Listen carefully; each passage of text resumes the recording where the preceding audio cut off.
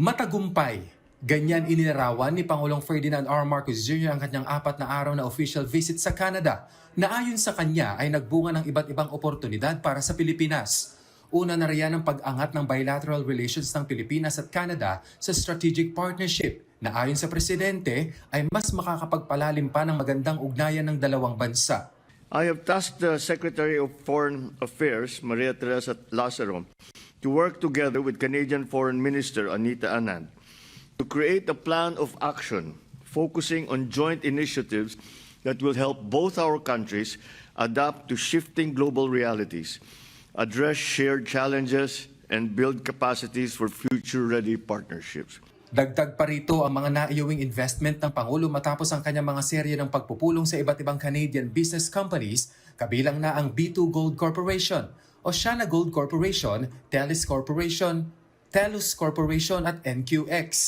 All these business engagements in the sectors of mining, critical minerals, energy, services, and IT BPM resulted in a combined $2.5 billion in investment from Canadian partners. Thus, it is already timely that we presently are negotiating a free trade agreement with Canada, which we hope will further strengthen our economic cooperation once it enters into force. Mas mapapalakas din anya ang ugnayan ng Pilipinas at Canada kasunod ng pagkakapirma ng 4 na kasunduan na sakop ang culture and arts, turismo, maging ang labor and migration. Napag-usapan din daw ng Pangulo at ni Prime Minister Carney ang pagpapalakas ng mga oportunidad para sa ASEAN at Indo-Pacific regions. Kaya kumpiyansa ang Pangulo na maisasapinal na ang Regional ASEAN-Canada Free Trade Agreement ngayong taon. Hindi rin nakaligtaan ng Presidente na itulak ang pakikipagtulungan sa mga bansa gaya ng Canada hinggil sa pagsusulong ng international law.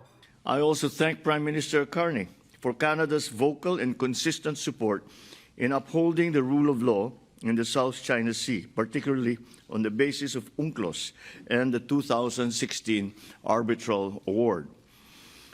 I convey the hope that as we celebrate the 10th anniversary of the Arbitral Award, Canada will continue to be one of the leading voices in upholding the award as an unassailable part of the corpus of international law.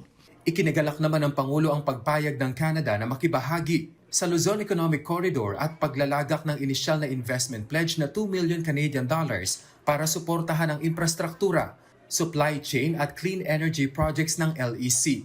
Tunay na naging matagumpay ang ating biyahe kung saan napagsakayunan natin ang ilang mga inisyatibo sa hanay ng gobyerno at ng pribadong sektor.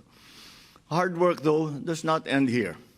Patuloy tayong magsisikap upang ang ating nakamit at nasimulan sa Canada ay yayabong at madarama ng mas nakakaraming Pilipino.